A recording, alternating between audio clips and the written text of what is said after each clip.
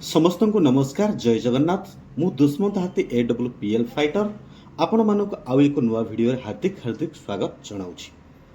आज आम जाना सुस्थ जीवन शैली पर षडसूत्री नियम विषय यही 6टी सरल नियम जदि नियमित पालन करा जाए तेबे सुस्थ जीवन गढ़िबारे यह एक सहायक होई पारे।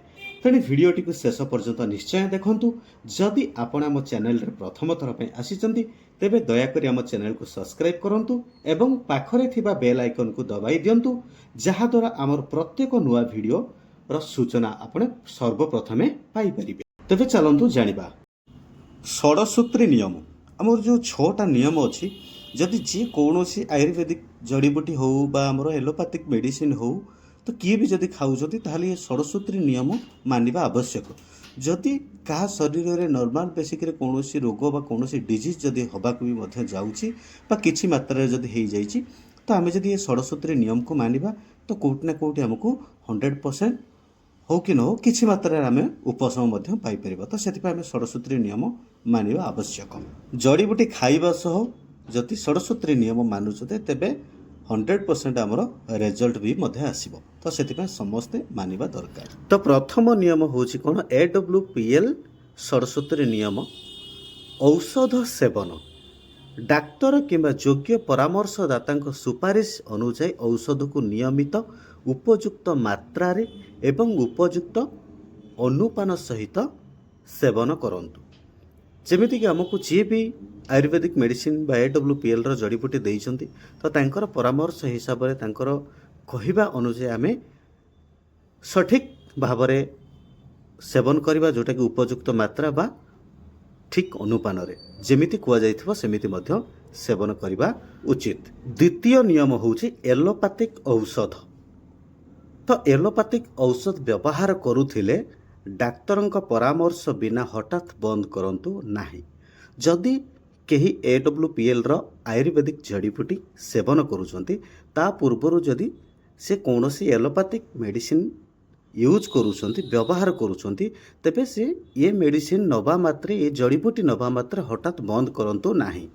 काहेकि ना आमे जे कौनसी रोग पाई जदि एलोपैथिक मेडिसिन खाऊचे तो जेमिति एलोपैथिक मेडिसिन आमर इंस्टांट बेसिक रे काम करे। तो सेथि पई आमे कोन करिबा ना बिना डाक्तरन को परामर्श केबे भी बंद करिबा ना। तो आमे जदि बंद कर दोचे तो आमर जो रोग पाई आमे खाउथिबा से रोग हठात भी पड़ी जाई पारे। तो सेथि पई आमे कोन करिबा मानिबा दरकार निहाती भाबरे आमे औषध सेवन करिबार किछि दिन परे आमे जेमति प्रत्येक मास हो बा साप्ताहिक बेसिक रे आमे जेमति हमर डिजीज पई चेकअप करूथिले तो सेमिति चेकअप कला बेले जदि कम आसिला ऑटोमेटिक ऑटो मोड रे हमर जो एलोपैथिक डॉक्टर मेडिसिन लिखितले से ऑटो मोड रे बंद हो जिवो। तो तापर आमे 3 ରୁ 6 मास हो कि जेते दिन परामर्श थिबो सेही हिसाब रे आमे AWPL रो जड़ीबूटी खाइबा तापर आमे संपूर्ण भाव रे सुस्थ होई परिबा। तृतीय नियम सुस्थ दिनचर्या पालन करिबा।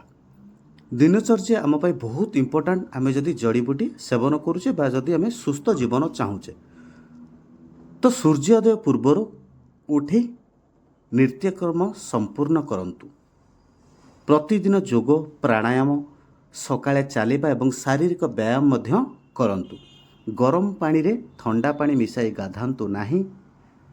दिन बेले अनावश्यक शोइबे नाही। राति 11टा पूर्वर शोइबा को चेष्टा करंतु।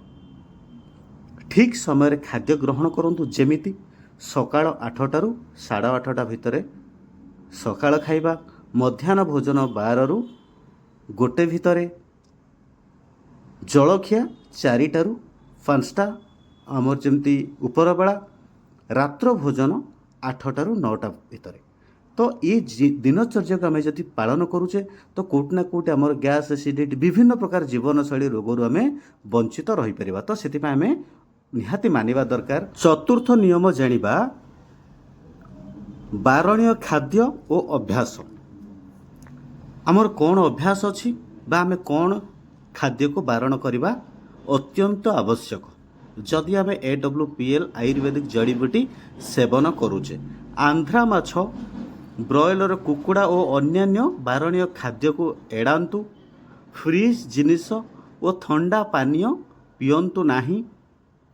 पिज्जा बर्गर फास्टफुड एवं अधिक तेलयुक्त बजार ଖାଦ୍ୟ କମ୍ ଖାଆନ୍ତୁ, କୁକରରେ ବନଉଥିବା ଖାଦ୍ୟ କମ୍ ଖାଆନ୍ତୁ, ଲେଜ୍ ବିଙ୍ଗୋ ପରି ପ୍ୟାକେଟ୍ ସ୍ନାକ୍ସକୁ ଏଡ଼ାନ୍ତୁ, ବାସି ଅଧିକ ତେଲ ମସଲା ଏବଂ ଅତ୍ୟଧିକ ଝାଳ ଖାଦ୍ୟ ଖାଆନ୍ତୁ ନାହିଁ। ପଞ୍ଚମ ନିୟମ ହେଲା ଫ୍ରି କନଫରେନ୍ସ କଲ୍। ଆସ୍କ୍ଲେପିୟସ୍ ଜଡ଼ିବଟି ଆୟୁର୍ବେଦିକ ରସ ବ୍ୟବହାର କରୁଥିବା ପର୍ଯ୍ୟନ୍ତ 90 ଦିନ ନିୟମିତ ପ୍ରତ୍ୟେକ ଦିନ ମାଗଣା ସ୍ୱାସ୍ଥ୍ୟ ଚର୍ଚ୍ଚା free conference call AWPL winner ଆଇଡ଼ିରେ ଯୋଗ ଦିଅନ୍ତୁ। କାରଣ ଯଦି କେହି ବି ଆମର ଜଡ଼ିବୁଟି ଖାଉଛନ୍ତି ତ ତାଙ୍କ ପାଖରେ ଯଦି କେହି ବି ନାହାନ୍ତି ତ ସେ ଯଦି ଏଇ ସେସନ୍ ମାଧ୍ୟମରେ ଆସନ୍ତି, ଫ୍ରି କନଫରେନ୍ସ କଲ୍ ମାଧ୍ୟମରେ ଆସନ୍ତି, ତାଙ୍କର ଅସୁବିଧା ସୁବିଧା ସେ ସେଇଠି ତାଙ୍କ କଥା ବି ମଧ୍ୟ ରଖିପାରିବେ। ଆଉ ସେଠି ବହୁତ ଯେଉଁ ଆମର ସ୍ୱାସ୍ଥ୍ୟ ସଚେତନତା ଉପରେ କାର୍ଯ୍ୟକ୍ରମ ମଧ୍ୟ ରହୁଛି, ତ ସେଠୁ ମଧ୍ୟ ସେ ନିହାତି ଭାବରେ ତାଙ୍କ ଜୀବନଶୈଳୀକୁ ଚେଞ୍ଜ କରିପାରିବେ।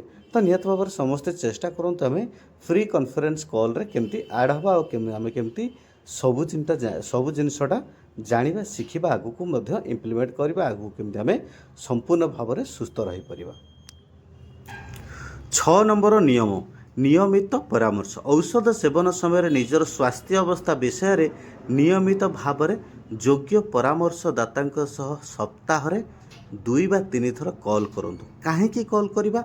ତ ଆମେ ଯଦି ଯେମିତି ଏଲୋପାଥିକ୍ ମେଡ଼ିସିନ୍ ବା ଜଡ଼ିବୁଟି ଆମେ ନେଇ ଆସୁଛେ ଆଉ ଡକ୍ଟରଙ୍କ ସହିତ ପରାମର୍ଶ କରିବାକୁ ଆମକୁ ଯଦି ବି ପରାମର୍ଶ କରିବାକୁ ପଡ଼େ ଆମକୁ ବହୁତ ବାଟ ମଧ୍ୟ ଯିବାକୁ ବି ପଡ଼ିବ। କିନ୍ତୁ ଏଠି ଆମର ଯଦି ଆପଣ ପ୍ରତ୍ୟେକ ଦିନ ଯଦି କଲ୍ ବି କରୁଥିବେ, ଆପଣଙ୍କ ସୁବିଧା ଅସୁବିଧା ଭଲ ମନ୍ଦ ସବୁ ଜିନିଷଟା ଆମର ମାନେ ନିହାତି ଭାବରେ ଜଣେଇଥାଉ। ତ ସେଥିପାଇଁ ସମସ୍ତେ ଯୋଗ ଦେବା ଆଉ ସମସ୍ତେ ଶୁଣିବେ, ସମସ୍ତେ ଶିଖିବେ, ନିଜର ସ୍କିଲ୍ ପାୱାରକୁ ବଢ଼େଇବେ। ତ ଯାହା ହଉ, ଠିକ୍ ଅଛି, ବହୁତ ବହୁତ ଧନ୍ୟବାଦ। ଆଶା କରୁଛି ଆଜିର ଭିଡ଼ିଓରୁ ଆପଣ କିଛି ଉପଯୋଗୀ ତଥ୍ୟ ପାଇଥିବେ। ଯଦି ଏହି ଭିଡ଼ିଓ ଭଲ ଲାଗିଥାଏ ତେବେ ଲାଇକ୍ କରନ୍ତୁ, ଆପଣଙ୍କ ସାଙ୍ଗମାନଙ୍କ ସହିତ ସେୟାର କରନ୍ତୁ ଏବଂ ଏଇଭଳି ସ୍ୱାସ୍ଥ୍ୟ ଓ ସଚେତନତାମୂଳକ ଭିଡ଼ିଓ ପାଇଁ ଆମ ଚ୍ୟାନେଲକୁ ସବସ୍କ୍ରାଇବ୍ କରି ବେଲ୍ ଆଇକନ୍ ଦବାନ୍ତୁ। ଧନ୍ୟବାଦ। ଜୟ ଜଗନ୍ନାଥ।